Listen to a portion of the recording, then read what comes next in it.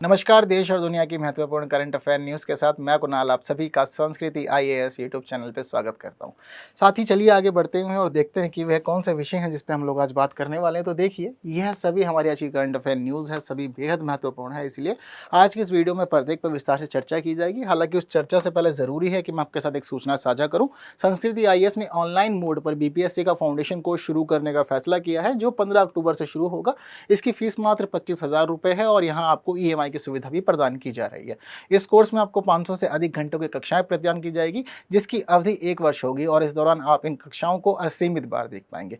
आपको प्रतिदिन 2 कक्षाएं प्रदान की जाएगी, जिसके लिए आपको नोट्स भी दिए जाएंगे। इसके साथ साथ ही आपके नियमित रूप से टेस्ट भी लिए जाएंगे। तो बेहद महत्वपूर्ण कोर्स है ये आप लोग के लिए, जिसके लिए आप रजिस्ट्रेशन करा सकते हैं और समय से इस पूरे के पूरे कार्यक्रम से जुड़ सकते हैं।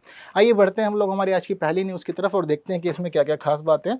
तो पहली न्यूज़ हमारी है डेंगू के प्रकोप के बारे में। न्यूज़ हमारे पास में आई है बांग्लादेश की तरफ से। बांग्लादेश में इस समय डेंगू का बहुत तेजी से प्रकोप फैल रहा है। एक बड़ी संख्या में यहाँ के लोग डेंगू से ग्रस्त हो रहे हैं और अब तक मरने वाले लोगों की जो संख्या है वह 1000 को पार कर गई है। तो एक बड़ी समस्या हो गई है यहाँ पर अब डेंगू को लेकर के, और यहाँ पूरी की पूरी जो अर्थव्यवस्था है वह बहुत अधिक परेशान है। तो इसलिए ज़रूरी हो गया कि हम लोग चर्चा कर लें, क्योंकि डेंगू हम देखते हैं बांग्लादेश में ही नहीं बल्कि भारत के लिए भी एक बड़ी समस्या है और भारत में 1 वर्ष के दौरान एक बड़ी संख्या में लोगों की मौत डेंगू से होती है। ठीक है, तो इसी क्रम में हम लोग यहाँ पर देखते हैं कि बांग्लादेश में पहली बार जो ऐसा प्रकोप आया था वह वर्ष 2000 में आया था और उसके बाद समय समय पर हम देखते हैं कि जब जब मानसून आता है, बारिश लेकर के आता है, बारिश के तुरंत बाद हम यह स्थिति देखते हैं कि मच्छरों की संख्या तेजी से बढ़ती है और डेंगू का प्रसार होने लगता है। विश्व स्वास्थ्य संगठन बताता है कि 1 वर्ष में लगभग प्रतिवर्ष 39 करोड़ लोग जो होते हैं वह डेंगू के चपेट में आते हैं, इससे ग्रसित होते हैं और एक बड़ी संख्या में लोगों की मृत्यु हो जाती है। इसके अलावा लक्षण वाली मामला हम देखें तो पता लगता है कि 9.6 करोड़ लोगों के अंदर ही इसके लक्षण दिखते हैं। यानी कि जरूरी नहीं है कि अगर आप डेंगू से ग्रसित हो तो आप में लक्षण भी दिखाई दे, सीधा सीधा भाई बंदे का मामला खत्म भी हो सकता है, वह शांत हो सकता है। ठीक है, तो यह स्थिति पूरी डेंगू के मामले में है और हम सभी जानते हैं कि एक बहुत गंभीर बीमारी है जो मौत का कारण बनती है सामान्य तौर पर। तो इसके पीछे क्या कारण है, क्यों होता है? पहला कारण जो बड़ा है वह मानसून ही है, क्योंकि मानसून के दौरान बारिश होती है और जनरली क्या होता है कि हम लोग अपने घर हो गए इनको तो साफ़ सफाई कर लेते हैं, हमारे ऑफिस हो गए वहाँ पे साफ़ सफाई कर लेते हैं, बट बहुत सारे ऐसे स्थान होते हैं जिसके ऊपर साफ़ सफाई नहीं की जाती, वह खाली रहते हैं, जिस वजह से वहाँ पर बारिश का पानी इकट्ठा हो जाता है और उसके बाद वहाँ पर अंडे दे देते हैं मच्छर, जिसकी वजह से बाद में इनकी संख्या में तेज़ी से विस्तार होता है। फिर ये सभी स्थानों पर पहुँच कर अपना प्रकोप फैलाने का काम करते हैं। इतना ही नहीं, यह मानसून के बाद में फैलना तो शुरू करते हैं, लेकिन अब लगातार जिस प्रकार से जलवायु अधिक आर्द्र और गर्म होती जा रही है तो यह जो मच्छर हैं यह अधिक मजबूत स्ट्रेन के साथ जन्म ले रहे हैं, जिस वजह से इस पे हमारे उपचारों का भी असर नहीं हो रहा है और हमारे को बहुत अधिक परेशानियां हो रही हैं। तो डेंगू से संबंधित खास बातों में इसको देखने को मिलता है कि हड्डी तोड़ बुखार के रूप में भी डेंगू के बुखार को जाना जाता है। यह जो बीमारी होती है यह जीनस फैलेवी वायरस के कारण होती है। ठीक है, यह याद रखिएगा, क्योंकि कई बार पूछ लिया जाता है। अब की बार मैं आपको बताऊं तो इससे संबंधित एक क्वेश्चन था, यूपीपीसीएस में भी पूछा गया था। ठीक है, तो यह जो मुख्य रूप से बीमारी होती है यह मादा मच्छरों के कारण होती है और मादा मच्छरों में भी जो मुख्य रूप से इसके लिए उत्तरदायी है उसका नाम होता है एडिस एजिप्टी, जो हम लोग को जब काटता है तो काटने के साथ साथ ही वह एक वायरस हमारे शरीर में इंजेक्ट कर देता है, जिसके बाद हम लोग इससे बीमार होना शुरू कर देते हैं। इसके साथ साथ अगर आपका शरीर अच्छा नहीं, यानी कि आपकी प्रतिरोधक क्षमता अच्छी नहीं है, तो आप बहुत ही जल्दी उस वायरस से प्रभावित हो जाएंगे। और यह भी माना जाता है कि यह जो वायरस होता है, ये जो मच्छर होता है, यह मच्छर आपको जनरली घुटने के नीचे ही काटेगा, यह अधिक ऊंचाई तक उड़ने में सक्षम होता नहीं और बहुत ईजिली इसको हम लोग पहचान भी लेते हैं। ठीक है, तो अगर हम दुनिया में बात करें तो वैश्विक रूप से यह जो बीमारी है डेंगू की, यह मुख्य रूप से उष्ण कटिबंधीय और उपोष्ण कटिबंधीय क्षेत्रों में ज़्यादा फैलती है, क्योंकि यहाँ पर मानसून की स्थिति हम लोग अनुभव करते हैं और जब मानसून को अनुभव करते हैं, बारिश को अनुभव करते हैं और मच्छर इकट्ठे होने शुरू हो जाते हैं। ठीक है, भारत की स्थिति हम समझे तो पहली बार भारत में 1780 में मद्रास वाले क्षेत्र में डेंगू को अनुभव किया गया था। उसके बाद लगातार यह भारत के अलग अलग क्षेत्रों में देखा जाता है। आप आज के समय में भारत में कहीं भी रह रहे हो, डेंगू की समस्या आपके क्षेत्र में ज़रूर होगी, कुछ ना कुछ होता होगा, लोग बीमार होते होंगे। अगर हम पिछले वर्ष की बात करें तो वर्ष 2022 में डेंगू के जो मरीजों की संख्या थी वह 2,33,251 थी और इसमें से लगभग माने तो 303 रोगियों की मृत्यु भी हो गई थी। आंकड़ा कभी भी इस मामले में पूरी तरह सटीक नहीं होता, ये तो रजिस्टर्ड होता है। इसके अलावा बहुत सारे लोग जो घर पे मर गए या जिन लोगों को डायग्नोस ही नहीं किया गया था, जिनको पता ही नहीं चला था कि यह डेंगू से मरे हैं या डेंगू इनको हुआ था, तो वह संख्या तो हम काउंट ही नहीं कर पाते। ठीक है, तो वर्ष 2022 में सबसे अधिक जो मरीज देखे गए थे वह पश्चिम बंगाल में देखे गए थे और पश्चिम बंगाल किसके पास है? बांग्लादेश के पास। तो बांग्लादेश में आउटब्रेक हुआ है। पश्चिम बंगाल बहुत अधिक संवेदनशील है, पास पास के ही दोनों क्षेत्र हैं। क्लियर है बात सभी आप लोग को? तो याद रखिएगा, यदि कोई प्रश्न आता है तो बताइएगा जरूर। इसके अलावा बीमारी महामारी से संबंधित कोई प्रश्न आता है या आपको ऐसे लिखने का अवसर मिलता है तो वहां पर आप इन आंकड़ों का प्रयोग कर सकते हैं। एक प्रश्न सरल सा आप लोग की स्क्रीन पर है जिसका आंसर आप लोग को कॉमेंट भी करना है। ठीक है, तो मैं रेगुलरली आप लोग के आंसर चेक करता हूँ, तो ठीक इसी प्रकार से आंसर देते रहिए। देखते हैं हमारी दूसरी न्यूज़ क्या कह रही है। तो फिलहाल डिमांड की गई है प्रचंड हेलीकॉप्टर्स की। कितने? 156 हेलीकॉप्टर्स के लिए प्रस्ताव भेजा गया है भारत सरकार के पास और यह प्रस्ताव जो है यह वायुसेना और थल सेना दोनों ने ही मिल करके भेजा है। यानी कि दोनों ही चाहते हैं कि हमें दिए जाएं यह हेलीकॉप्टर, दोनों की ही आवश्यकता बन गए हैं। तो देखिए, अभी थल सेना को जो इनमें से मिलेंगे प्रचंड हेलीकॉप्टर वह 90, जबकि वायुसेना को इसमें से 66 विमान दिए जाएंगे। वर्तमान स्थिति यह है कि अभी थोड़े दिन पहले ही 15 प्रचंड हेलीकॉप्टर मंगाए गए थे जो बांटे गए थे वायुसेना और थल सेना को, दोनों को ही दिए गए थे। अभी फिलहाल दोनों ही उपयोग कर रही हैं। हालांकि प्रचंड हेलीकॉप्टरों की संख्या इनके पास में बहुत कम है, सिर्फ 15 ही हम लोग देख पा रहे हैं। तो इसी वजह से ज़रूरत है एक बड़ी संख्या में खेप मंगाने की, जिसका उपयोग बड़ी अच्छी तरह से यह दोनों ही सेनाएं करेंगे। और अभी फिलहाल हम लोग को जो अधिक ज़रूरत है वह चीन के विरुद्ध अच्छी क्षमता विकसित करने की है, क्योंकि यहाँ से लगातार हम लोग चुनौतियों का सामना कर रहे हैं। पाकिस्तान वाला मामला फिलहाल शांत है, कब तक शांत रहेगा यह हम लोग को क्लियर नहीं है। तो कुछ बातें प्रचंड से संबंधित कर लेना जरूरी है। देखिए, पहली बात तो यह है कि यह हमारा पहला स्वदेशी रूप से तैयार किया गया एक बहुउद्देशीय हल्का लड़ाकू हेलीकॉप्टर है। तो स्वदेशी है इसलिए हमारे लिए अधिक खास हो जाता है। इसको डेवलप कौन करता है? हिंदुस्तान एरोनॉटिक्स लिमिटेड के पास है सारी की सारी जिम्मेदारी, वह काम करता है इसके ऊपर। वर्ष 2006 में इसके डिज़ाइन और विकास को मंजूरी दी गई थी, फिर 2017 से इसका परिचालन शुरू हुआ था। इसके वजन की हम लोग बात करें तो 5.8 टन वजनी यह हेलीकॉप्टर होता है और ट्विन इंजन वाला हेलीकॉप्टर होता है, यानी कि 2 इंजन के माध्यम से इसको संचालित किया जाता है। अधिकतम गति की हम लोग बात करें तो 288 किलोमीटर पर आवर है इसकी, और इसको खास तौर पर डिजाइन किया गया ताकि यह रेगिस्तान और पहाड़ी क्षेत्रों में हमारे लिए सहायता प्रदान कर सके। जनरली रेगिस्तान और ऊंचाई वाले क्षेत्रों में, पहाड़ों में सभी जो विमान होते हैं वह सफलतापूर्वक नहीं कार्य कर पाते, लेकिन प्रचंड को तैयार ही इस प्रकार से किया गया है कि यह इन क्षेत्रों में कार्य कर सके। जैसे कि स्थिति यह है कि यह दुनिया का एकमात्र ऐसा हेलीकॉप्टर है जो 16,400 फीट की ऊंचाई पर उतरने में और यहां से उड़ान भरने में सक्षम है। यानी कि बहुत अधिक ऊंचा क्षेत्र है, ऊंचा स्थान है कि ये यहाँ तक जाएगा, लैंड भी करेगा और ज़रूरत पड़ी तो यहाँ से यह वापस से दोबारा उड़ने में भी सक्षम है। लेकिन यह तो बात इसकी यह कर रहे हैं कि जहाँ पर यह जा सकता है, उतर सकता है।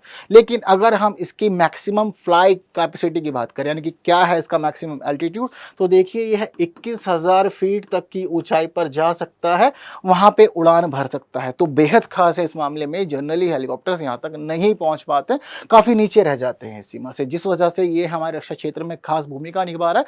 बेहद महत्वपूर्ण हो गया है हमारे रक्षा क्षेत्र के लिए। और इसी प्रकार एक सरल सा महत्वपूर्ण प्रश्न आप लोग की स्क्रीन पर, जिसका आप लोग को आंसर कमेंट करना है। बहुत सरल सा है और वहीं से पूछा गया है, जितनी बातें मैंने आप लोग को भी बताई है तो इसीलिए आपने ध्यान से सुना होगा, आप बहुत सरलता से इसका आंसर दे सकते हैं। हमारी तीसरी न्यूज़ देखते हैं, चीन सीमा पर अदृश्य सड़क। तो देखिए, एक सड़क बनाई जा रही है चीन सीमा पर। कौन बना रहा है? हम ही बना रहे हैं, भारत बना रहा है, भारत का सीमा सड़क संगठन बना रहा है। लेकिन इसको अदृश्य सड़क क्यों बोल रहे हैं? जब सड़क बन रही है तो सड़क तो दिखाई देती होगी, उसके बावजूद इसको अदृश्य माना जाता है। उसके पीछे बड़ा रीज़न किया है कि देखिए, काम तो हम इसके ऊपर कर रहे हैं लद्दाख वाले क्षेत्र में। अगर हम मेन स्थान की बात करें तो देखिए, दौलत बेग ओल्डी नाम है स्थान का। यह वह स्थान है जहाँ हमारा सबसे उत्तरी सैन्य अड्डा स्थापित है ऑलरेडी। तो हमारे सैन्य अड्डे को और अधिक मजबूती और कनेक्टिविटी प्रदान करने के लिए सड़क को बनाया जा रहा है। लेकिन यहाँ पर जो सड़क है उसका काम नवंबर तक पूरा हो जाएगा, बट यह अदृश्य कैसे? तो देखिए, हम लोग बना रहे हैं, हमें दिखाई दे रही है, हमें पता है कहाँ पर है। लेकिन अगर कोई भी अधिकारी या चीन से कोई भी बैठा हुआ व्यक्ति देखता है इस सड़क को, तो उसको कुछ नहीं दिखाई देगा, सब कुछ नॉर्मल लगेगा। इस पूरी सड़क को इस तरह से डिजाइन किया गया है और बनाया जा रहा है, तो बिल्कुल कोई पता नहीं लगा पाएगा। इसलिए चीन वालों के लिए यह अदृश्य है, इसलिए इसको अब चीन चीन सीमा पर अदृश्य सड़क के रूप में जाना जा रहा है। स्थान आप लोग याद रखिएगा, दौलत बेग ओल्डी। यह स्थान अपने आप में बेहद खास है, इंपॉर्टेंट है और आपसे किसी भी एग्जाम में यह सब बातें पूछी जा सकती हैं। ठीक है, तो देखिए जो सड़क है इसका निर्माण कार्य कहाँ हो रहा है, नुब्रा घाटी में ससोमा नाम एक जगह है, वहां से इसको बनाना शुरू किया गया और यह सड़क बनती हुई जाएगी काराकोरम दर्रे के पास, जगह है दौलत बेग ओल्डी। इस सड़क की पूरी लंबाई 130 किलोमीटर है, यानी कि अच्छी खासी लंबी सड़क है ये अपने आप में। यह भारत के सबसे उत्तरी सैन्य अड्डे को वास्तविक नियंत्रण रेखा के पास एक रणनीतिक चौकी से जोड़ेगी, यानी कि आप कनेक्टिविटी दे रहे हैं हमारी एक रणनीतिक चौकी से इस क्षेत्र को, जिसका मुख्य उद्देश्य कनेक्टिविटी और सेना की सुगम आवाजाही सुनिश्चित करना है। आपातकालीन स्थितियों में सेना को आने जाने में कोई परेशानी ना हो, यह सुनिश्चित करना। वहीं यदि कोई आपातकालीन स्थिति बन जाती है तो हमें जो सेवाएं भेजनी है, जो भी हमें ज़रूरी इक्विपमेंट्स भेजने, वो सब भी हम इसकी सहायता से बहुत ही आसानी से यहाँ पर भेजने में सक्षम हो जाएंगे। तो इन्हीं उद्देश्यों को अंजाम देने के लिए इस सड़क को तैयार किया जा रहा है। इसका निर्माण कार्य वर्ष 2020 में प्रारंभ हुआ था, तो अभी 2023 चल रहा है, एक अच्छा खासा समय तो बीत गया है, लेकिन अभी तक बनकर तैयार नहीं हुई है। तो अब संभावना है कि जल्द ही नवंबर तक यह बनकर के तैयार हो जाएगी। उसके बाद यह महत्वपूर्ण रणनीतिक सड़क बनेगी भारत की, जो हमें चीन के विरुद्ध एक अच्छी प्रतिरोधक क्षमता प्रदान करेगी। ठीक है, तो लाभ सारे देखिए आप लोग के सामने हैं, जैसा कि बेहद सुरक्षित है अपने आप में, और जो हमारी चीनी सीमा है उसके पास हम लोग को यह सुरक्षा और साथ साथ में अच्छी कनेक्टिविटी प्रदान करने का कार्य करेगी। वहीं इतना ही नहीं, इसके अलावा हम लोग बात करते हैं तो देखिए यहाँ पर सैनिक आना जाना आसानी से कर पाएंगे, उपकरणों को आसानी से पहुँच पाएंगे और सहायता आसानी से पहुँचा पाएंगे।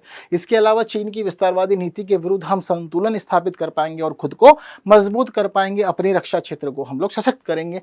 इसके अलावा रणनीतिक रूप से हम लोग को यहाँ पर जो आधारभूत संरचना हम लोग डेवलप कर रहे हैं उसको विकसित करने में बल मिलेगा और साथ साथ हम यहाँ पर और अधिक बेहतर प्रदर्शन कर पाएंगे। हमारा अवसंरचनात्मक विकास होगा इसके माध्यम से, वहीं साथ ही यहाँ पर अहम सड़कों के विकास को, उसके निर्माण को बल भी मिलेगा। तो यह सभी लाभ हैं इस सड़क के यहाँ बनाए जाने के, जो हमें इसका कार्य पूरे होने के बाद में देखने को मिल भी जाएंगे। ठीक है, क्लियर है इतनी बात। तो अगर आने वाले समय में कहीं पर भी आपको दिखाई दे चाइना से रिलेटेड कोई भी क्वेश्चन, और वहाँ पर अगर बात की जा रही है कि भारत किस प्रकार से अपने आप को मजबूत कर रहा है चीन के विरुद्ध, या संभावित खतरे जो हमें चीन से हैं उनके विरुद्ध हम क्या क्या उपकरण अपना रहे हैं या किन किन विकल्पों को स्वीकार रहे हैं, तो उनमें आप लोग इसको शामिल कर सकते हैं। वहाँ आपके लिए यह एक पॉइंट बन सकता है और खासा अच्छा लगेगा यह एग्जामिनर को पेपर चेक करते हुए, जब वह देखेगा कि आप लोग प्रॉपर करंट से अपडेटेड हैं और उनको अपने आंसर्स में भी मेंशन कर रहे हैं। एक सरल सा प्रश्न पीटी का आपकी स्क्रीन पर है, जिसका आप लोग को आंसर अभी दे देना है। बढ़ते हैं आज की हमारी लास्ट न्यूज़। वैश्विक नवाचार सूचकांक 2023 का जो होना चाहिए उसको जारी कर दिया गया। यह सूचकांक अपने आप में इसलिए भी खास है कि भारत की रैंकिंग में कोई बदलाव नहीं है। भारत 132 अर्थव्यवस्थाओं के बीच में 40वें स्थान पर ही बना हुआ है। पिछले साल 2022 में भी यह 40वें स्थान पर ही था। क्लियर है बात। तो इससे संबंधित बातों को समझ लेते हैं कि क्या क्या जरूरी पक्ष हैं जो आपसे एग्जाम में पूछे जा सकते हैं। तो देखिए यह जो इंडेक्स होता है ग्लोबल इनोवेशन इंडेक्स, तो देखिए इसको 2007 में सौमित्र दत्ता नामक एक व्यक्ति थे, उन्होंने परिकल्पना की थी कि ऐसा कोई एक इंडेक्स होना चाहिए जो पूरी दुनिया के इनोवेशन प्रोसेस को एनालाइज करेगा और बताएगा कि आप कितना ग्रो कर रहे हैं बाकी देशों के कंपैरिजन में, और कौन बेस्ट ग्रोइंग कंट्री है और कौन लीस्ट ग्रोइंग कंट्री है, यह सब कुछ एनालाइज होगा। तो इस प्रकार जब इन्होंने संकल्पना की थी तो उसके बाद से इसको जारी करना शुरू कर दिया गया था। हालांकि फिर विश्व बौद्धिक संपदा संगठन ने इसका उत्तरदायित्व ले लिया, वह भी इसके साथ जुड़ गया और जारी करने लगा। तो मुख्य रूप से इसको जारी किया जाता है वीपो यानी कि विश्व बौद्धिक संपदा संगठन के द्वारा। यह ऐसा संस्थान है जिसकी स्थापना 1974 में की गई थी। यह यूनाइटेड नेशंस का ही एक ऑर्गेनाइजेशन है। ठीक है, तो वर्ष 2012 से ही यह सह प्रकाशक का कार्य कर रहा है इस सूचकांक के लिए। हालांकि जो बातचीत हुई थी वह सारी वर्ष 2011 में ही हो गई थी। इसका शीर्ष देश स्विट्जरलैंड है, जिसके बाद में द्वितीय और तृतीय स्थान पर स्वीडन और अमेरिका है। यह याद रखिएगा, पूछे जा सकते हैं। तो भारत ने एक अच्छी खासी प्रोग्रेस की है पिछले लगभग 10 वर्षों के अंदर। अगर हम स्थिति को अनुभव करें, जैसे कि जब 2015 की हम लोग बात करते हैं तो 2015 में 81वें स्थान पर था भारत, लेकिन आज 2023 में इसको 40वें स्थान पर देख रहे हैं। तो बहुत बड़ी उछाल है अपने आप में, यानी कि लगभग पिछले 9-10 वर्षों में हम लोग तेजी से बढ़े हैं इनोवेशन की तरफ, और हमने स्वदेशी रूप से, जैसे कि हम देख रहे हैं ना कि आत्मनिर्भर भारत पर तेजी से बल दिया जा रहा है। तो आत्मनिर्भरता को अपनाते हुए हम लोग काफ़ी अधिक विकास कर रहे हैं इस पूरे क्षेत्र में। अगर हम पूरे के पूरे इस इंडेक्स को समझते हैं तो हमें यह पता लगता है कि टॉप 40 में भारत के अलावा 4 और ऐसे देश हैं जो मध्य आय देश माने जाते हैं, और मध्य आय देश होने के बावजूद यह इसके अंदर शामिल है। यानी कि आप है तो मिडिल इनकम कंट्री, बट उसके बावजूद इनोवेशन बहुत अच्छा कर रहे हैं, आपने उसके प्रायोरिटीज में रखा हुआ है और लगातार इस क्षेत्र में काम कर रहे हैं। तो कौन कौन है देखिए, चाइना है जिसको 12वें स्थान मिला है, मलेशिया 36वें स्थान पर, बुल्गारिया 38वें स्थान पर और तुर्की 39वें स्थान पर है। ठीक है, और इसके बाद 40वें स्थान पर, गुड, आप समझदार हैं, मैं जानता हूँ ये बात। ठीक है, बात सारी तो यह भी याद रखना जरूरी है, मतलब कभी कभी जनरली पूछ लेता है, तो ठीक इसी प्रकार से आप इसको आंसर कर सकते हैं। तो अभी भारत जो है वह 21 अर्थव्यवस्थाओं में सूचीबद्ध किया गया है। 21 अर्थव्यवस्थाएं कौन कौन सी हैं जिनको जिस मामले में सूचीबद्ध किया गया है, तो देखिए, विकास के स्तर में सापेक्ष नवाचार पर लगातार 13वें वर्ष बेहतर प्रदर्शन, यानी कि भारत उन देशों में शामिल है जो पिछले 13 वर्षों से सापेक्ष नवाचार में बेहतर प्रदर्शन कर रहा है, बेस्ट है अपने आप में बाकी देशों की तुलना। यह इंपॉर्टेंट फैक्ट है अपने आप में, जो आपसे आने वाले एग्जाम में पूछा जा सकता है, याद रखिएगा इन बातों को। इतना ही नहीं, अगर हम भारत की बात करें तो भारत मध्यम और दक्षिण एशियाई क्षेत्र में अन्य सभी मानदंडों में शीर्ष प्रदर्शन पर है। यानी कि अन्य सभी मानदंड क्यों? क्योंकि एक ऐसा मानदंड है जिसमें भारत ने शीर्ष प्रदर्शन नहीं किया है, वह है बुनियादी ढांचा। ठीक है, तो बुनियादी ढांचे को लेकर के भारत बेस्ट नहीं रहा, यानी कि वहां पे थोड़ा पिछड़ गया बाकी देशों से, लेकिन इसके अलावा हमारे जितने और मानक हैं उन सभी में भारत शीर्ष रहा है मध्य और दक्षिण एशियाई देशों के मामले में। तो यह भी हमारी एक खास उपलब्धि है। हो सकता है कि जब अगला इंडेक्स आएगा तो हम उस मामले में भी बेस्ट हो जाएंगे, टॉप पे रहेंगे, बाकियों से अच्छी स्थिति प्रदर्शित करेंगे। क्लियर है बात? तो इंडेक्स अलग अलग एग्जाम में पूछे जाते हैं जनरली, इसलिए इसको याद रखिएगा। और ग्लोबल इनोवेशन इंडेक्स इसलिए भी खास है क्योंकि कई बार यह पूछा गया है अन्य परीक्षाओं के अंदर। क्लियर है इतनी बात सभी लोगों को? तो आज की बस क्लास में इतना ही। यह प्रश्न जो है इसका आंसर आप लोग दे दीजिए। आज इतनी ही बात करनी थी, फिर मिलेंगे अगली वीडियो में, फिर ऐसे ही कुछ खास बातचीत को हम करेंगे और ऐसे ही जानते समझते हुए आगे बढ़ेंगे। हालांकि यह सेशन इस तरह का एक सेशन जो चल रहा था सीरीज में लास्ट था, अब कुछ नए प्रकार से आप तक हम सभी बातों को पहुंचाने का कार्य करेंगे। क्लियर है बात सभी आप लोग को? तो जो लोग यहाँ पे जुड़े हुए हैं उनके लिए प्रश्नों के उत्तर आपकी स्क्रीन पर है, फिर उसके बाद आप लोग मैच करके मुझे बताएंगे कि आपका स्कोर कितना बना है। Thank you so much.